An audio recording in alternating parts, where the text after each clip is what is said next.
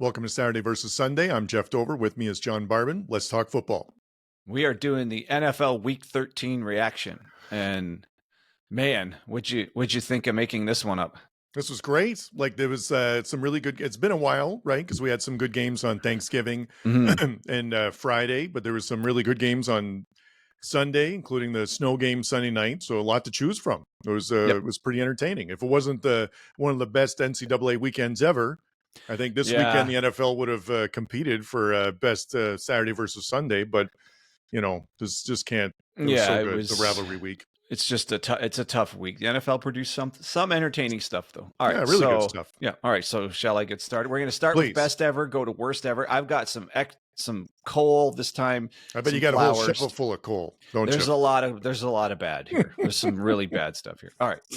All right. I'll start here. So number 3 best thing I saw was the Eagles' final 3 quarters versus the Ravens. Oh, good So one. we're gonna they went down 9-0 in the first quarter, and then after that it was all Eagles for the whole rest of the game. They completely shut down the Ravens.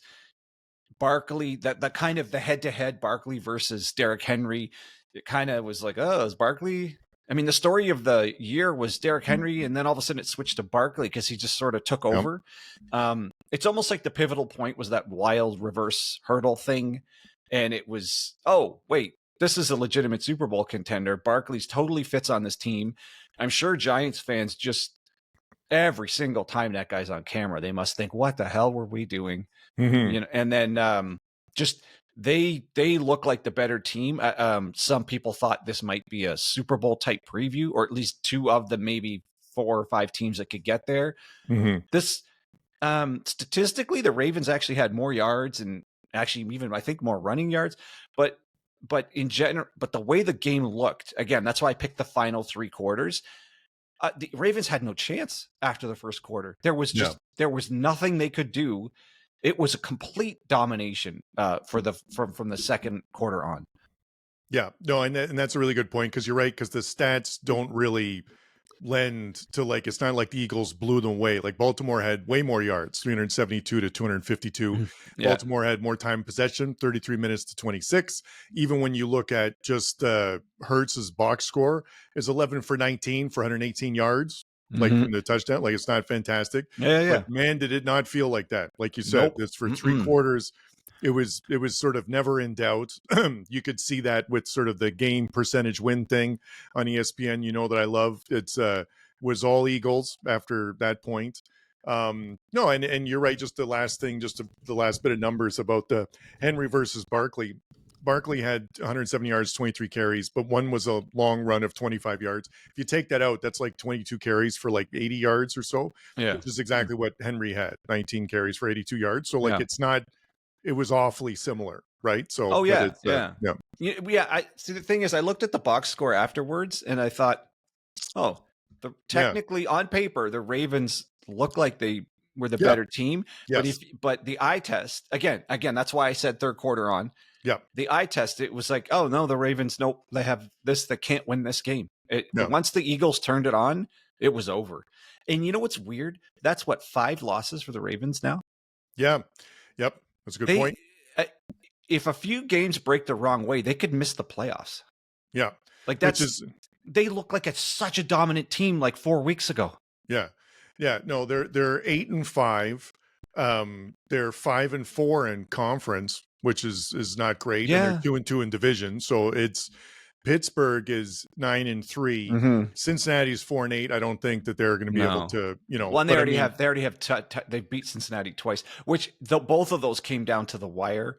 And man, it doesn't make sense when you see the Ravens that they could be a 500 team right now. Yeah, well, the Ravens are 8-5. The Chargers are 8-4, so they're right there. And then the Broncos are 7-5. So if the Chargers or the Broncos made it in instead of the Ravens, that'd be pretty crazy. No one thought that a month ago. No. Yeah. I mean, and this just shows you no matter how amazing an offense is, if you don't have a defense, they're just a slightly better version of the Bengals. Yep. Yeah. Like the great offense, 0 defense. Good comparison. I just occurred to me right now, because when you see a complete team on the other side of the field, the Eagles, That's they looked leagues apart. Like just Yeah. Ravens did look like they did not belong on the field. Again, from the second quarter on, it was over. Well, the So Ravens are the Cincinnati comparison. That was good. That's what a pro podcaster does, Barbin. that's Comes up right. with the good That's stuff what we on the do fly. around here. We give you expert professional analysis. All right. Well, anyways, that was the third best thing I saw. So the third best thing is related to mine was the good teams being good teams, you know, and I had the Eagles on there. It's just like you said, that there's a good part of that game where they looked like they were unstoppable. And I felt the same way about Green Bay. And there was another one, Pittsburgh. I felt like it's the same point too. Like they were just the better team on the field dominating. And it's good to see that. Like it seems like the NFL this year, there's been more like struggles and there isn't the one dominant team. And so just seeing the good teams execute well is good because there's been so many games where there's been not good execution, too many penalties. There's been some unwatchable stuff. Mm-hmm. So just when the good teams are being good, that's one of the best things for me in the NFL. So those parts of those games I enjoyed watching them. So that was my third best thing, kind of related to yours. Yeah, you got to trust somebody's actually on the top of the pile here, and it's the catch-22 about parity. Yeah, it's kind of a bummer when one team just keeps winning, like the Patriots for however long they did it, but then it's fun to see. Oh my God, that's the 11-2 whoever against the 10-1 who that's kind of fun to think of it that way. But if everyone's 5-5, 6-6, 7-7, is it that exciting? I mean, I guess if the game, this will get to some of my other best evers. I guess if the game itself is fun to watch and competitive, and it's not close because both teams are fumbling their way down the field, but it's close because both teams are executing. Yeah. Then I guess everybody at 8-8 is okay. Yeah. As long as the quality of the game is there. It's just, there's something about maybe it's a psychological thing to just the mystique of like, yeah, but they're 11-1 against 11-1. It's like you can't get it out of your head that just the number matters, even though 2 5-5 teams can play an equally entertaining game. Yeah, no, but that's I think that's exactly the point. Like a 10-1 or a 10-2 team going against another like 11-1 team, that has something to it. But it's just about how it's played. Like you said, it's the execution part. That's the critical part because there's been like some of the games like the Houston-Jacksonville game, like that just wasn't executed well, most of it. Like I didn't like watching. We're going to get to that one too. Yeah. And so like, that's the difference, right? Versus the Tampa Carolina game, like Carolina's not good, but that team, like there was parts of that game were good. Like there was a great game. Close game at the end and stuff, right? So that's the difference is you said it is the execution part. All right. Well, sticking on that theme, the second best thing I saw was the Colts Patriots game. Yep. And it's the Richardson versus Maye, which I hope is going to happen for another 15 years game. Drake Maye is it. Yeah, man, he looks like he's pretty legit. Yeah. Oh, is he ever good? And yet Richardson still beat him. I know. Playing whatever you call what Richardson does out there. Yeah. But again, his ceiling is so unbelievably high. Yep. And when it matters, he can make it happen. And this is man, if anyone, you didn't watch this game, go back and watch the full replay. That was pure entertainment. That game was outstanding. And again, I'm a little bit biased because I'm always headed towards the future on the new quarterbacks, the young quarterbacks. Are these guys going to be it? Like I'm sick of seeing these Rodgers and Cousins and these guys. It's over. Let's just get them out of here and get the new guys in. So it's fun seeing the new guard and what they might become. But Maye is developing so fast. I still can't believe the Patriots wasted 6 weeks without him. He looks so good. And then Richardson, since he's come back, he got beat up last week, but he's 2-1 since he came back. Yep. And the same thing at the very end of the game, goal line, they make it happen. And man, watching some other teams, we'll get to this, who cannot put the ball in the end zone no matter how many tries they get from first and goal. Richardson and Taylor, man, the way that and the head coach knows how to use them. Yeah, that's man. If okay, which teams would you pick over the Colts at first and goal inside the 5? I can't think of any. Not too many. Like Mahomes, maybe, but like just because that's about it though. He's smart enough to know how to use them. Yeah, and when it mattered, I think they went it all the way to 4th. It was a 4th and goal, and Richardson's like, yes, I'm just going to do this. That's twice now. that they left it in his hands and he made it happen. Yeah. So it's interesting because it's contrasting styles, Maye versus Richardson. Couldn't be more different. Like it's But the boy, May is the yeah. that was entertaining. Maye just looks like the classic what every coach wishes they had. Yeah. He looks like a Burrow, but maybe just physically even bigger. Yeah. But boy, he's way further along than I think anyone thought. Yeah, absolutely. Yeah. So this game was also the second best thing on my list I saw in the NFL this week. And for the main point was for the Colts going for 2 at the end. That was super impressive. It was they scored like you said on first and goal, which is doesn't happen all the time in the NFL now. And then choosing to go for the win at that point was super impressive because the Colts are 6-7. Like there's a lot of things still available to them in their schedule, and the Patriots are 3-10. Like it's so hats off to them for going it for 2. That was a fantastic ending. That was why the ending is what made it the second best thing that I saw. And you're right. This was good Richardson, because sometimes we get bad Richardson, which is the most frustrating thing ever. There was some evidence of it. Like he's 12 for 24 for 109 yards and 2 interceptions. Like it wasn't, but like you said, it's that, but when do you know who else is doing that all year long? Lousy stat lines and wins? Mahomes. Yeah, you're right. You're right. Not about that bad, but yeah. you would if you blanked out the names and put up the stat lines of the quarterbacks, Mahomes would be way down the list on you. Well, who were the winning quarterbacks this year? You wouldn't pick him. Yeah, no, based on his stats, but stats don't matter obviously by this game. Yeah, that was no, but so it's like it's we're not sure which one you're going to get, good Richardson or bad Richardson, but when it clicks, it's like nothing else in football, right? Whereas some of the throws, some of the runs to make it happen, it's super frustrating. It's not more consistent, but when it happens, it's amazing. So that was good Richardson. Big win at New England, going for 2 at the end, not for the tie.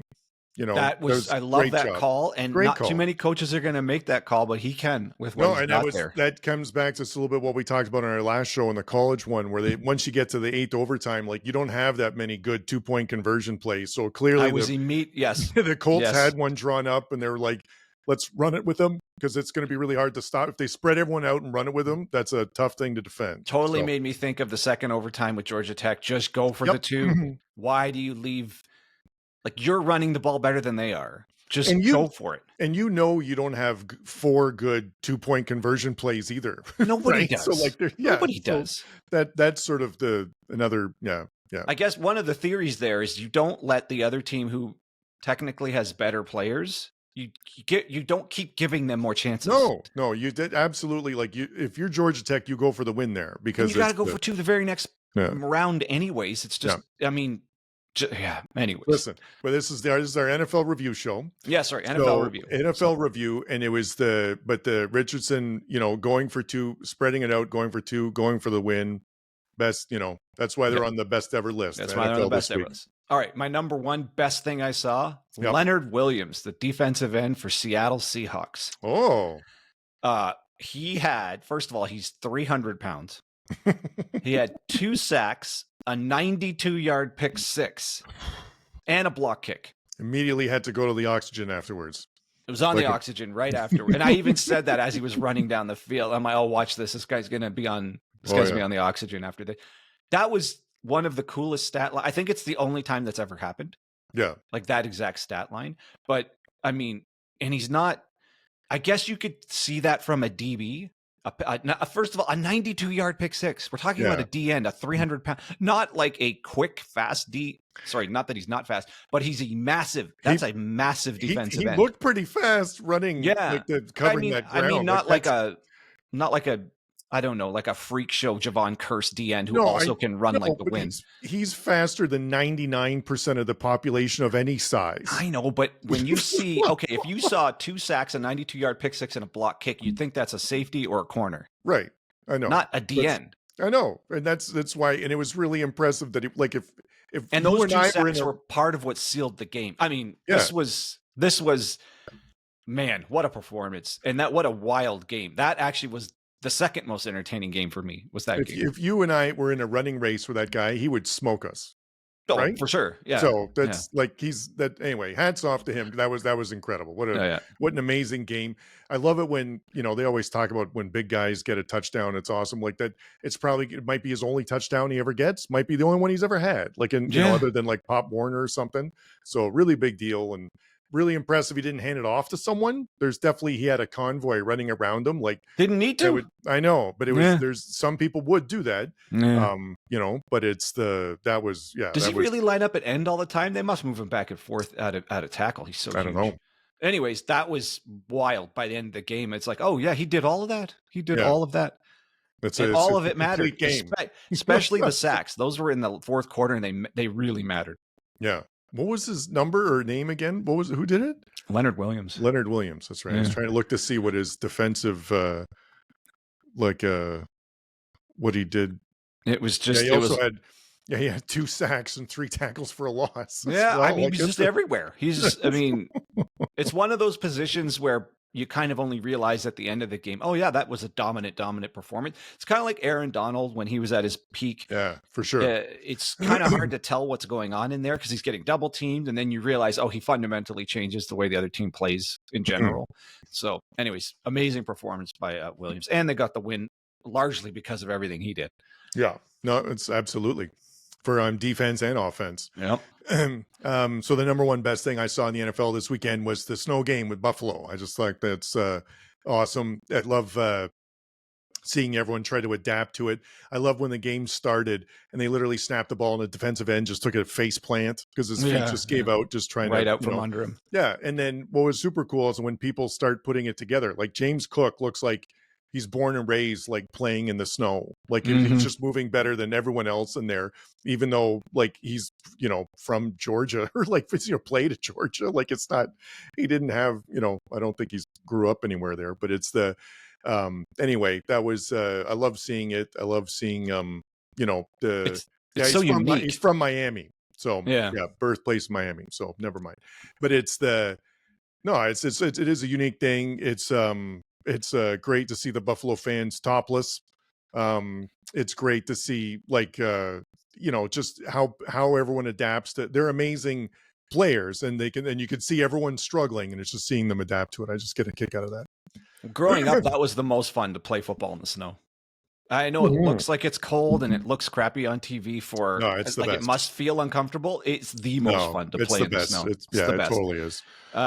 In that game, it seemed apparent to me that the Bills knew how to play in the snow, but specifically call plays. Like they knew what would and wouldn't work in the snow. It appeared the Niners didn't know you can't call some of those plays in the snow because you won't have the footing for it. You won't have the suddenness for it on certain plays. I didn't feel like that at the beginning. I felt at the beginning and how crappy is him getting injured again, the running back. Is a PCL, is that he's not good. Yeah. No, it's not good. It's not as bad as the ACL, but it's not good. Like, because it stabilizes the knee. So plus he's got a calf problem. Like there's all kinds of issues with that leg now. So yeah, it's too bad. But no, at the McCaffrey, like at the beginning, you can't call the trap like where a lineman comes over or like where you change direction and go. It's just got to be a dive, like a straightforward. And they were running that with McCaffrey at the beginning. It was working pretty good. It worked fantastic. And then they got away from it, and I guess they felt like their other running backs didn't run it as well. And then they were trying. I don't know. Mason looked okay too. I know, but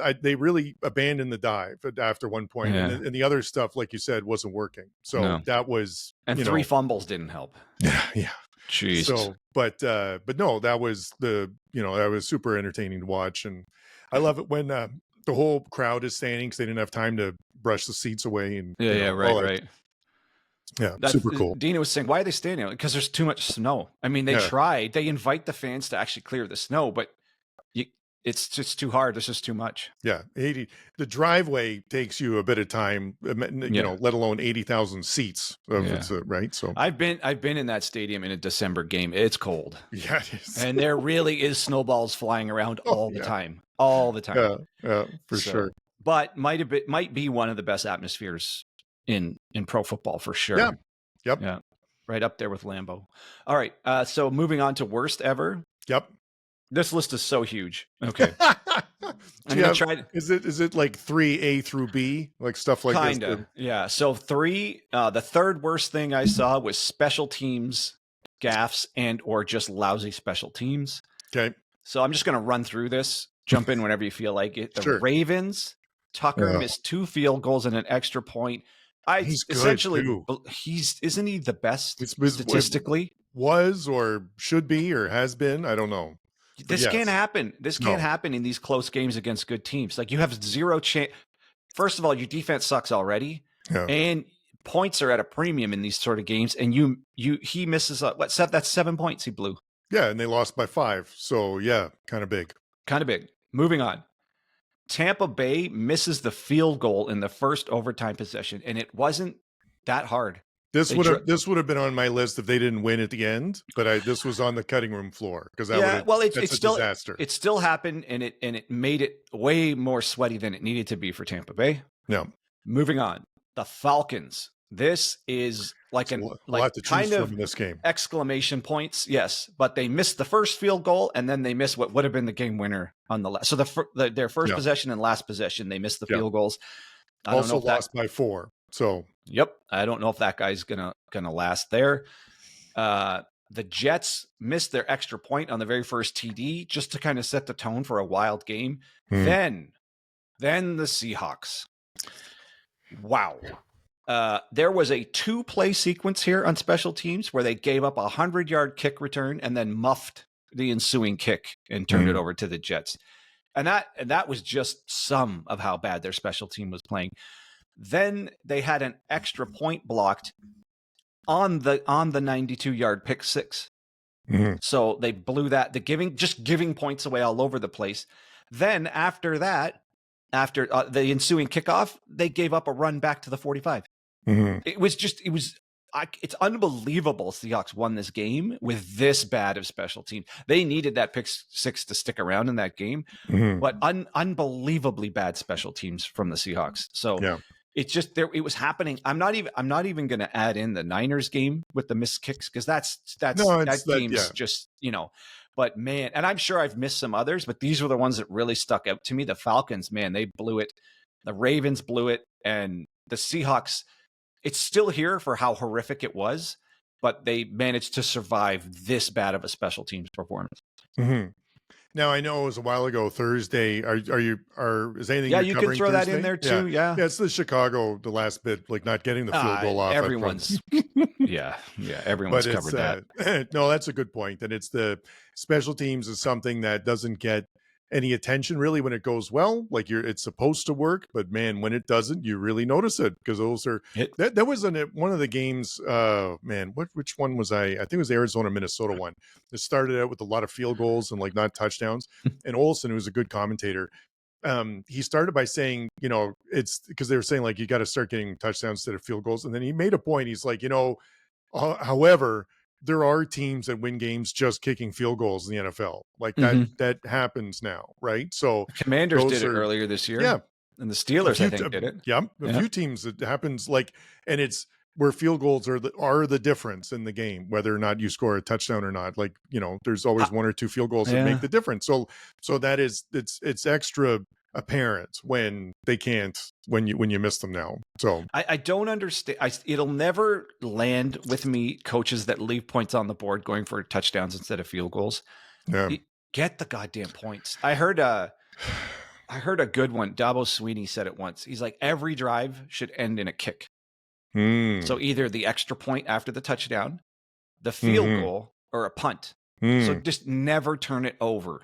Yeah. Is essentially what he's saying. And I that always stuck with me. And I'm like, if you did that, if somehow this drive ends in a kick, that's better than turning it over in the red zone, going for I don't know. It just seems to me more, the goal is to score points. And you're projecting into the future. Well, we need 7 here because 3 doesn't make it a 2-score game, or 3 doesn't. But now you're just assuming the other team's going to drive down and score. Yeah, and the other thing is that the totals are lower in the NFL than they are in college, right? So like when you look at some of the games where the field goals really mattered, all the ones you just talked about, right? Philly 24, Baltimore 19. Baltimore would have won if they hit the field goals.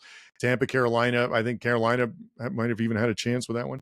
There was Houston, Jacksonville 23-20, you know, and then what was Minnesota, Arizona was 1.2. Like those are field goals make a difference there, right? Maybe I'm contradicting my point here because these people all missed field goals. Yeah. No, but I still, mean, you got to have someone who can hit them too. Yeah. Right. No. Anyways. All right. So the number 3 worst thing I saw in the NFL this weekend was the hit on Trevor Lawrence. That was pretty brutal. Like I have that as my dirty play of the year, actually. Yeah, it has to be because it was, and you knew it as soon as it happened. Like that's right out of the textbook of what they're trying to get out of the game. Like he was sliding, he'd initiated the slide well before, and the guy was literally diving at him with his helmet first. Like, and you just can't do that. And what's funny is that there's for many years that would happen, and it was, you know, never really a penalty or targeting. You couldn't get kicked out of it or something, but now it's amazing how egregious that looks now, and which is he went into a fencing position too. Oh yeah, so that's 100% concussion, and it was in his head, like not only with the impact, but his head hitting the ground after, like it was bad.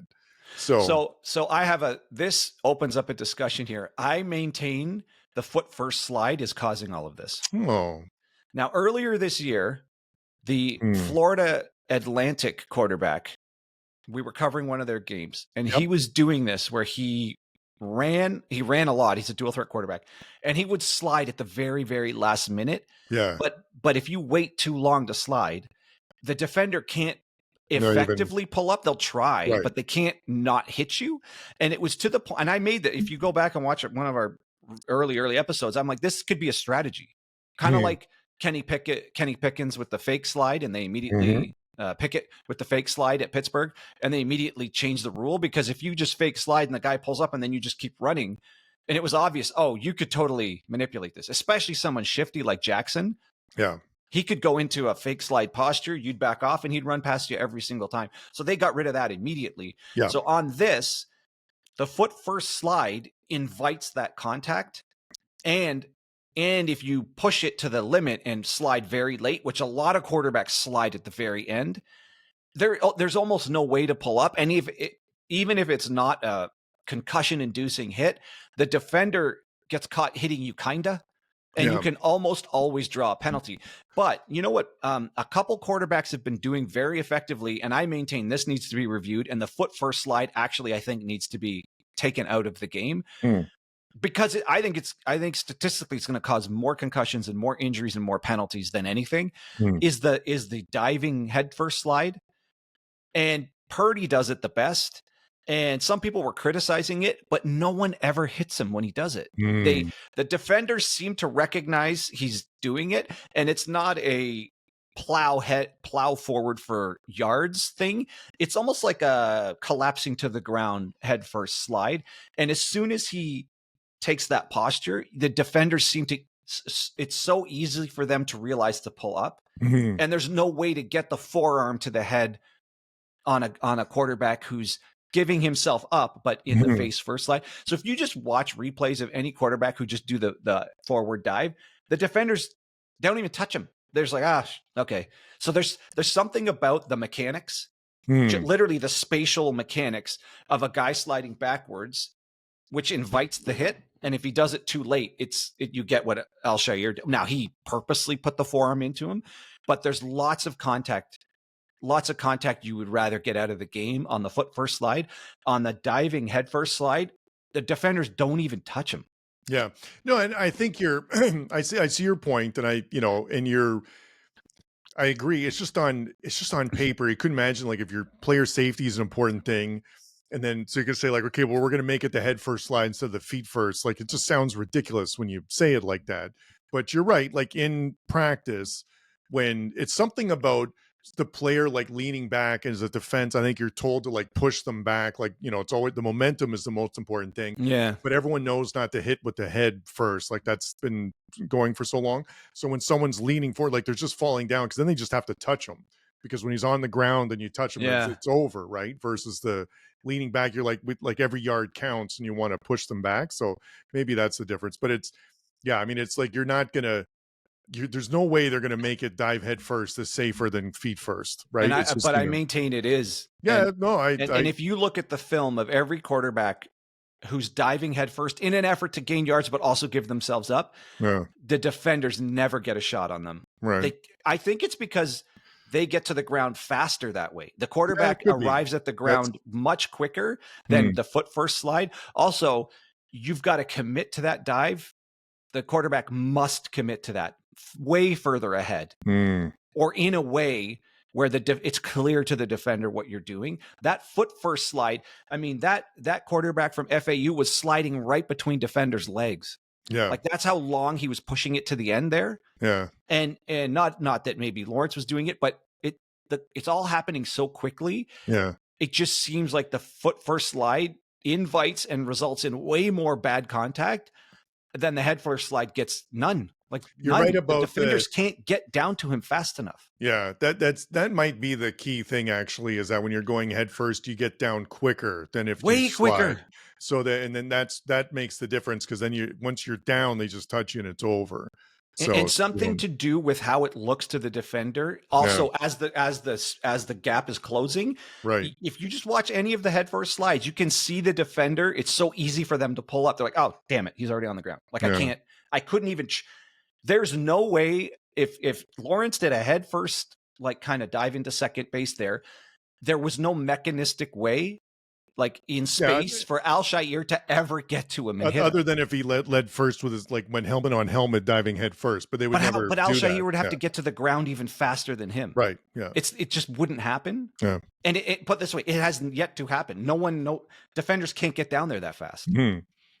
It's no, and it's it just sucks because they weren't having a good year, but like he's still pretty talented, and there's just not enough good QBs to go around. And he was plagued with injuries anyways. Now he's concussed. Anyways, that was terrible. That was terrible. All right, what's your number 2? Okay, here we go. Chuba Hubbard fumbling in overtime. Oh, Chuba Hubbard from Alberta. I'm a little Canada. Embarrassed now. So Adam Thielen's one-handed catch before that, I had as what was going to be the best thing of the whole week. That's the greatest thing I've ever seen. And then his fumble ruined it. Yeah. So this was it.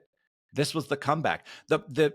We just covered that Tampa Bay missed the field goal. So the stage was set. All the Panthers needed was a field goal, right? Because this is the second possession in overtime. Yep. They were driving down. Bryce Young looks great. Like he's managing the offense. Thielen, like that was an amazing catch. Here we go. We got it's going to be a great win for the Panthers. Young looks good. Hubbard looks good. Thielen's coming around. And then that stupid fumble. And the minute he did it, like, okay, this game's over. Tampa's going to go straight down and score. And it's exactly what they did. And it was just such a bummer. And you could even see the posture of all the Panthers. Oh my God, what just happened? And that was, what did Tampa Bay scored? What, in a minute? It was over after that. Yeah. That was such a because that was such a good game. And that's 2 games in a row. The Panthers took the other team right to the limit. The Chiefs being the other team. I mean, they're looking good. They're playing good. Bryce Young's looks like he's maybe starting to figure some stuff out. And what a lousy way to lose that game. Yeah. God, that was awful. Yeah. No, that was pretty rough.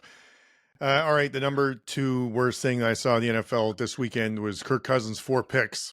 And this is, and I know you're a big Penix guy, so that must have been you really got you locked and loaded for QB change there in Atlanta. But it's the thing that was frustrating watching this was like how bad they were. Like some of them were, the defender was just standing there, and it just feels like someone with this much experience in this type of position, shouldn't be throwing those, and that's. And they were still within. They could have won this game even after all of that. 4 points, and it was. I don't really understand the field goal late to make it 17-13 with like 3 seconds left, but whatever. It was. I just thought the picks were horrendous, and it's just he's better than that. So just disappointed. I don't think he is. I think this is what they got, and I don't think he's going to last 4 years there. I mean, this is bad. They're going to, if he keeps up like this, they could miss the playoffs. How good's Lad McConkey? Like that, if I had What to a steal. pick someone that I didn't think was going to make it in the NFL or make a big difference this year, like he would have been top of my list. And that guy, it's all he does is catch passes. And Yeah, well, he catches them. He always. doesn't drop them like Quentin No. Johnson. That guy's got to Yes. be cut. Yeah. No, My God, how bad is he? yeah, he's pretty rough. But no, McConkey's so amazing. And he looks Yeah. like it shouldn't be. It's incredible. I guess he's not only straight line fast, but super fast in and out of his breaks. And he runs Yeah. like Devontae Adams caliber routes already.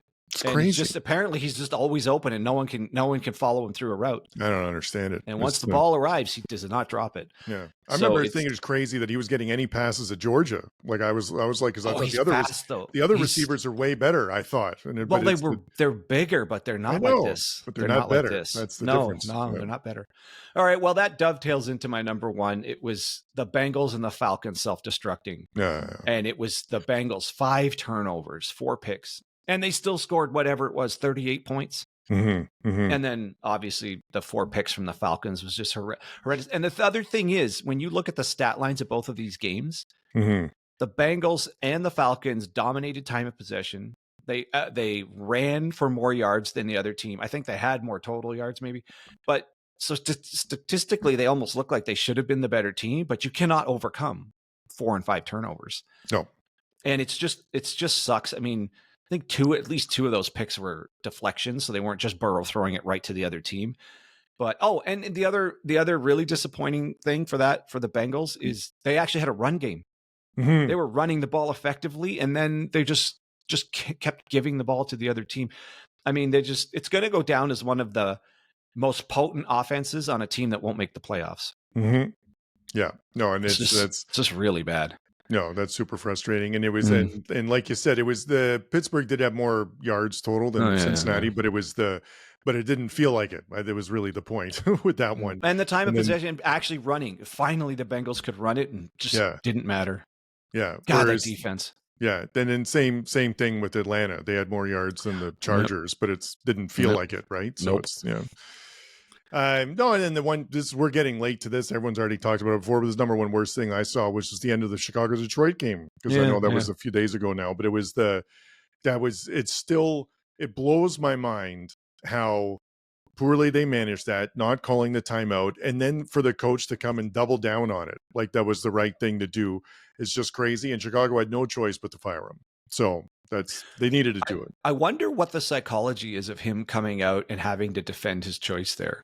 Yeah, I don't, it's something that it feels like coaches, it's just ingrained. They have to have all the answers all the time. And you can't say you don't know, and you can't say you did everything wrong. Cause like everything's got a plan. And this is, this is the way I've wanted to do it the whole time. Like there's an ego level that sort of needs to be there to be a leader. And like, and I can't show that if there was something I didn't know what to do, that's a weakness. And but it's not like that. It's people know when you're like, we should have called this, like that was a mistake, I'm going to be better next time, like this is going to happen again, like that goes way more, I believe, than saying like, nope, we did the right thing, I'd do it again. Like it's ridiculous. So because everyone could tell it was the wrong thing to do. So they had some of the memes were hilarious. Watching Bears fans who filmed themselves. I've somehow on my Instagram feed, I keep getting this one Bears fan who films himself, and it was the funniest reaction. When at 32 seconds, he's like, you can't give up a sack, like a clean rusher. What are you doing? He's like, all right, guys, we got to go. Then it was like, wait, what are you doing? We got to go. And then he looks up and sees the time. He's like, dude, what the hell are you doing? And it's just, and then everybody had the exact same reaction. Like, what on earth is going on? I saw one, I have no idea if this is true, but I saw one Twitter message saying, Caleb Williams during that recognized they were in a play that's not going to work. And all of that time at the line was him realizing this is already too late. And then he audibled to what he thought might get him in the end zone is what one thing suggested happened there. So all of that time that it looked like Caleb was wasting, somebody at least thinks he was getting out of the play Eberflus was calling because it was already too late, because Eberflus ruined it by whatever he was calling. And that play took too long to get in. So whatever it was a complete mess. I don't put that one on Caleb Williams. I mean, No, that's what coaches are for. There's a reason why when the quarterback is changing the play, and then you see the coach running down the sideline to the guy calling the timeout, like, because you can't do both. Like, you can't tell the left tackle and the running back like who the blocking assignment's going to be, and they'd be like, "Well, hold on a second, I'm going to call a timeout because we're at 2 seconds." Like, you can't, And so, besides Ryan Day doing his best impression of Eberflus, all I could think about at the end of all the college games was all of the coaches so effectively using their timeouts. And I thought, oh man, this is like you're playing chess right now with these timeouts. And I thought, man, these are all really, really effective. It just brought to my attention coaches using timeouts effectively after watching the all-time worst ever management of a game I've ever seen. Well, and it was, I think Josh Pate he was talking to someone, a coach or something about that. And they're like, if you really had your everything all together, you would only use the timeouts on defense. Like when the offense is like lined up in a thing you're not ready for, the only way to stop it would be to timeout and then get the right personnel on or something. Like you would never use it on offense because that's all stuff you can control. Like you can, as soon as the play's over, you get the play in quickly. For example, getting the right men on the field after a timeout. Right. The right men on the field. No, right men on the field. Call the play in early, just gives the quarterback time to change if they need to. Yep. There's never a point on offense where you should use a timeout. And I was like, that makes a lot of sense when you say it like that, but it happens all the time, the time. So it's no, you should never be at the end of the. Oh my God, they finished the game with a timeout in their pocket. I know there's been a million takes on this, and it'll never stop. It's the wildest thing I've ever seen. It's actually when it's the highest level of football. Like it's the NFL level. Like it's one thing that's happened like at a D3 game or something. It'd be like high school. They really blew it there. Like it, you know, like this is. There's so many people on the staff and so many analysts and so many. It's just for it to go by like that. It's just Eberflus is the only person in the entire United States who thought that was the right move. Everyone else was. What exactly are you doing there? I don't think he is. I don't think he actually believes that. I think it's just the ego thing. Like he feels like he has to say that was the right thing because you can never admit you were wrong, which is just a flawed thing in there. So I said to Dina, when you see the end of this game, it's actually never happened in football before. I at least in 35 years of watching football, I've never seen that. No, and I told you I had it recorded and I was watching it. I skip every 30 seconds, and then I was like, "Oh, Chicago's going to hit a field goal here," and then I skip forward, and then it was just the Detroit players high-fiving each other, saying they won the game, and I was like, "What the hell happened?" Like, I'm like, "How did they not kick?" And I was like, "Oh, they must have missed it or something," you know? And didn't even attempt it. Didn't even attempt it. They went straight backwards from what it was 25-yard line. Yeah, it's unbelievable. What a sequence! That is just. Maybe they'll use that to teach younger coaches on how to manage time. I don't know. God, it was bad. You always bring it up. How many people are on the sideline? About 20? An absolute ton. Not even just on the sideline, but personnel in the booth. There's at least 10 guys in the booth. But the coaches, either players on the field or the coach, are the only people who can actually call it, right? Yeah, but the offensive coordinator, like, is they can for the first. I don't know in the NFL actually, but I thought it was the same, but because you can't talk to them in the last 15 seconds. I think they can't hear it. In college, they can't. I don't know what the NFL I don't know what it is. The NFL one is, but either way, there was 20 seconds that the offensive coordinator could talk to Williams to tell him to hit a timeout. So, I mean, the way Eberflus answered afterwards makes you think that the whole staff was like, "Oh yeah, we totally had our 32-second play." There's no way. When you say it that way, it just sounds absolutely absurd, ridiculous. Yes. All right. What was the plan? I don't know. To throw it to about the 5-yard line. Yeah. No. As time expired, that was the plan. No. All right. What's your flowers and coal? Okay, a moron of the week. George Pickens with 2 unsportsmanlike penalties. Just grow up. And even Tomlin said he's got to grow up. Well, and even to double down on that, they asked him afterwards what he thought about the thing, and he said there was nothing wrong with it. Like he's like didn't have to change what he was doing. Come on. What is with wide receivers? His response is almost worse than how dumb the two plays were. Well, he got into a fight with the fans at the snow game. Yeah. And then what is with this guy, and what is with Pittsburgh wide receivers becoming complete idiots? Yeah, no, it was those 2 penalties were ridiculous, and the fact that he doesn't think he did anything wrong is like even worse because that means he really doesn't get it. So that's bad news. It seems odd that the Steelers are plagued with more moronic, immature, petulant wide receivers under a guy like Tomlin. I know. Like, how does he not get this guy under control? Yeah, no, I know. Although this was the guy, Tomlin was the guy I was over lost a bit of respect for him when that time where someone was running down the sideline and he they showed that leg, too. you know, like, yeah. and that's you know. God, anyway. what a bad look! Like, it makes me want Pickens off that team. I hate that guy now. Oh yeah. No. Yeah. All right. Well, you got any flowers? Here's one out of left field. Aiden O'Connell, the guy from, I just remember him from Purdue. I think he's on the Vegas, right? Like a 340 yards passing. Hats off to him, because like that's a rough place he's at right now. At Kansas City, it's not easy, but you know, losing the job, then starting again. Yeah. And it's the ending was pretty nightmarish. Not on him. Game. Not on him. But it's so flowers for him for like, No, that's a good one.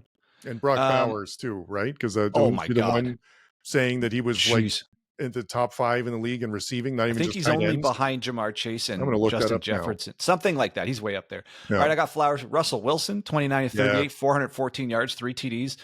That's obviously the correct. What do you say? That's the better quarterback right now for that team. I mean, say what you want about how ugly some Pittsburgh games look. What are they, 9-3? Mm-hmm. It's working. Fuck, Pickens, such an idiot. And I'll also give flowers to the Seattle second half defense. Yes. They shut him out. Yep. They shut him out. So just to finish our thought on the Brock Bowers thing, leading the league in receptions, 84. Next closest person, CeeDee Lamb, 79.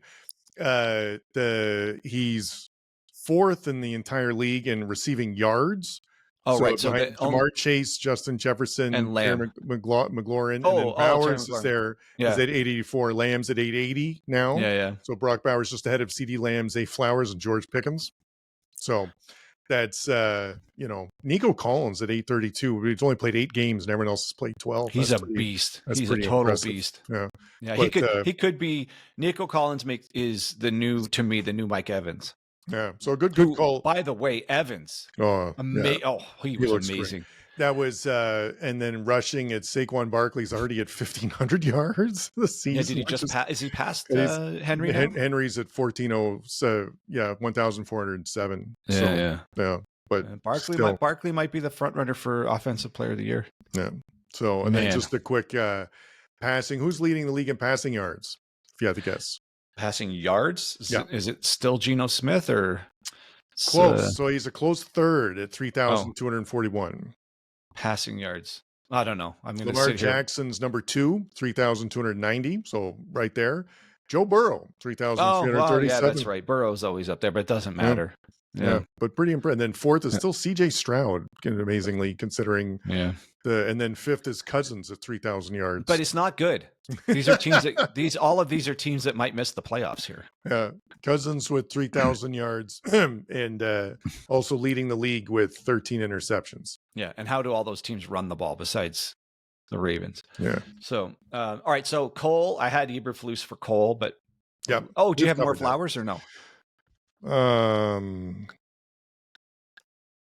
You do the next one. Okay, so that's it for my flowers. Okay. So I got a lump of Cole. I think I had Tua. Well, let's finish on the flowers. Let me finish Tua the 365 yards for the passing, and they lost. Yeah, but he's they're a different team when he plays well. So yeah. All right. Finish the flowers or move on. The Raiders for bungling the final drive. It's just so bad. Another lump of coal for the Dolphins and the 49ers, warm weather teams getting blown out in the cold and just sort of proving the narrative they can't do it. That's the worst part. It's like it really adds to the narrative. Really puts a exclamation point on that. I can't help but think, especially specifically in the 49ers game, Shanahan didn't understand what plays could and couldn't work in that type of footing. It seemed as though he just couldn't really figure it out. Besides those running plays, I don't know. The seam stuff was wide open, and the time. I know. I don't know why they didn't run that more. Either that, or it almost, without having any inside knowledge, it just seemed like the Bills were aware of how the playbook has to shorten down to what works in this weather. Yeah, and just knew how to do it. And who's doing it too? Like Cook looked amazing. Yeah. So you just keep giving him the ball. Like you don't have to overthink it. All right, another lump of coal. The Seahawks are all over the map for this week. The Seahawks goal line offense, 8 first and goals with 0 points. Oh, that's bad. Yeah. I mean, their red zone offense is the worst I've ever seen. You've talked about this before, like not coming away with keeps nothing. happening. I can't believe it. They got so they were first and goal, and then I guess there was a penalty in there, and they ended up with 8 tries at it and got nothing. That's crazy.